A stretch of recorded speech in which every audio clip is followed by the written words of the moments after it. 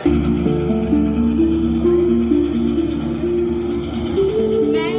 झेलम, जिसने अपनी बदलती धारा के साथ देखा है भारत का बदलता इतिहास। इतिहास जो कुछ बच गया, कुछ मिट गया, मेरी रेत पर लिखे नामों की तरह। पर उस युद्ध की यादें कभी नहीं मिट सकती जो लड़ा गया मेरे तट पर और निशान छोड़ गया संसार के सीने पर।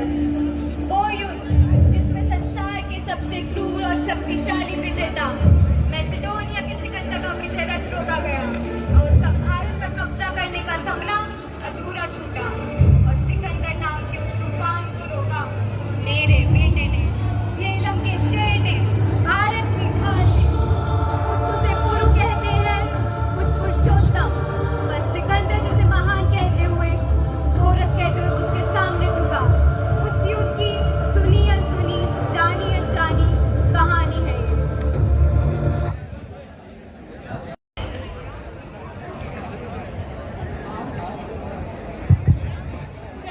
प्रणाम श्रेष्ठा। प्रणाम देवी। इस बालक का कुछ भविष्य बताएं। हे देवी, इस बालक समान नक्षत्र ना मैंने अपने जीवन काल में कभी देखे हैं और ना ही आगे देख पाऊंगा। आपका यह अद्भुत बालक विश्व जीतने का समर्थ और बल दोनों रखता है। परंतु रुकिए रुकिए देवी, परंतु क्या? इस बालक का विजय भारत कभी काबू नहीं कर पाएगा। क्या? सेना नायक, इसके जीभ को इसके मुख से अलग कर दें। इतना अनंत बोलने का इसका दुस्साहस कैसे हुआ? हो गया राजमाता, तुम्हारा इतना दुस्साहस।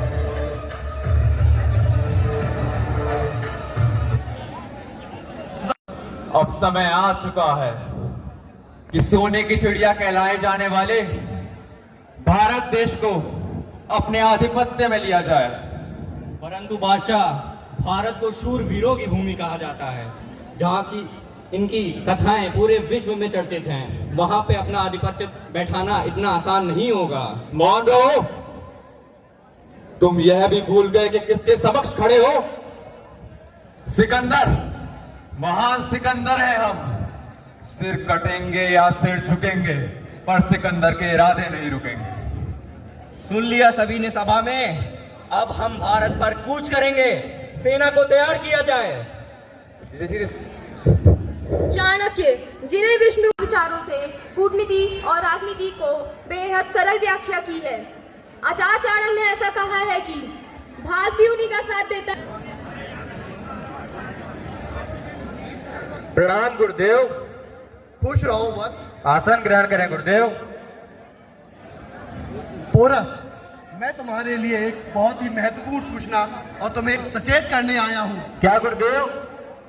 सिकंदर, जो विश्व जीतने की इच्छा रखता है, वो ईरान के सबसे शक्तिशाली राजा, जिसकी सेना को हराना असंभव था, उसको उसके घुटने पर टिका चुका है। अब उसकी कुदृष्टि हमारे भारत पर है, हमारी भारत भूमि पर है। उसके इस स्वप्न को स्वप्न ही रहने देने के लिए हमें सारे स्वदेशी राजाओं को इकट्ठा होगा। गुरुदेव, आप बिल्कुल भी चिंतित ना हो। मैंने कुछ राज्यों को पहले ही एकत्र कर लिया है और बचे हुए राज्यों को एकत्र कर लूंगा, परंतु उस सिकंदर को कभी भारत वर्ष पर कब्जा नहीं करने दूंगा। ये आपका एक क्षत्रिय का वचन है गुरुदेव। मुझे तुम पर विश्वास है वत्स। उसी समय वहां दूत आता है संदेश लेकर। राजा पोरस को अलेक्जेंडर महाराज का प्रणाम। मैं आपके लिए एक संदेश लेके आया हूँ। पेश करो दूत। हमारे महाराज अलेक्जेंडर भारत पर आक्रमण करने जा रहे हैं। यदि आपके पास उनको रोकने का सामर्थ्य है तो उनसे युद्ध करें, वरना उनकी अधीनता स्वीकार करें। दूत, अपनी मर्यादा में रहो। तुम्हारा इतना दुस्साहस, तुम हमारे ही राज्य में आकर हमारा ही अपमान कर रहे हो। हम क्षत्रिय हैं, हमने कभी सर झुकाना नहीं सीखा। जाओ, जाकर कह देना अपने सिकंदर से, हम उनके दुस्साहस का अपमान रणभूमि में देंगे। जाओ। वहीं दूसरी ओर भारत का एक कपूत जो सिकंदर से डर के उसको अपना बादशाह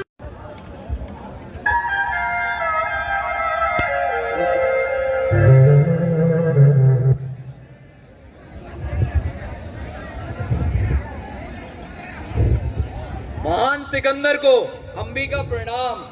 स्थान ग्रहण करें।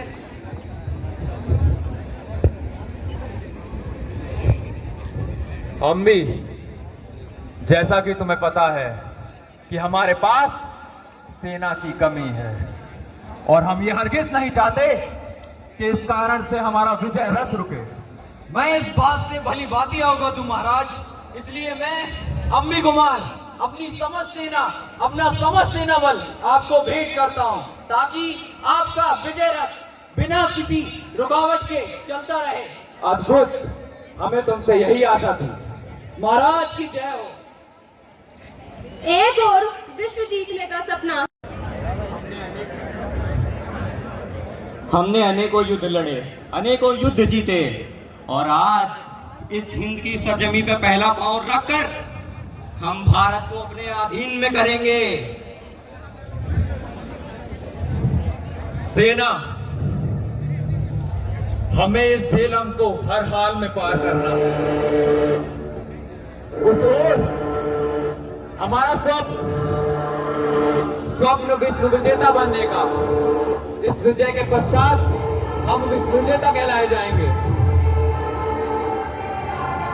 लेकिन सिकंदर को मन ही मन यह चिंता खाए जा रही थी, उफन मारती झेलम को कैसे पार किया जाए। इसी का फायदा पोरस ने उठाया और अपने पूरी सेना को झेलम के तट पर लगा दिया। सेना,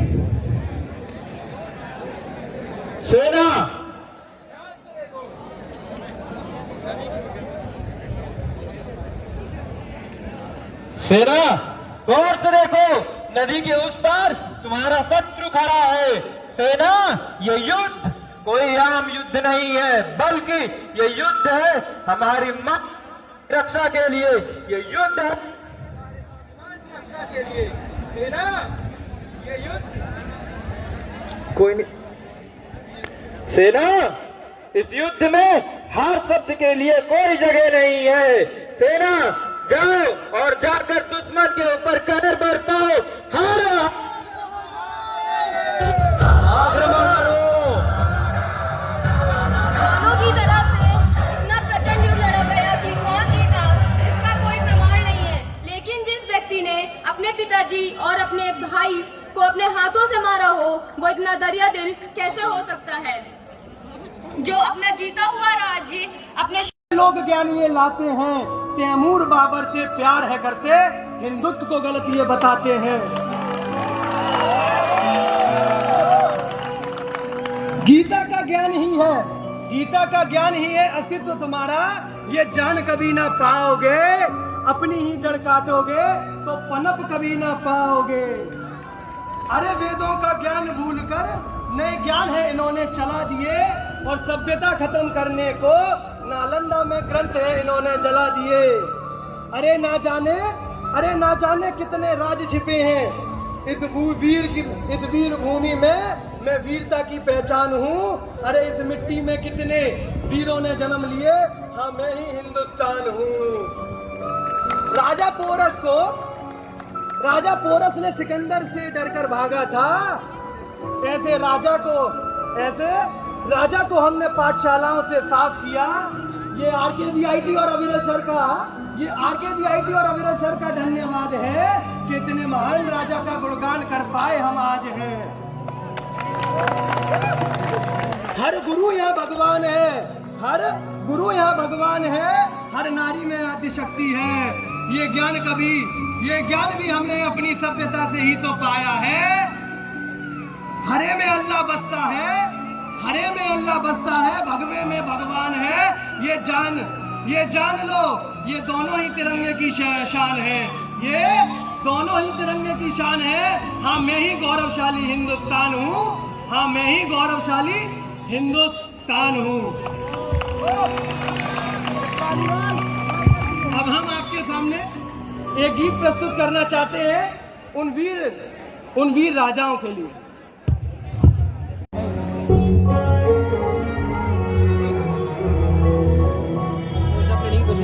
क्या क्लोजअप? ओ देश मेरे तेरी शान पे सदके, कोई धन है क्या तेरी धूल से बढ़ के।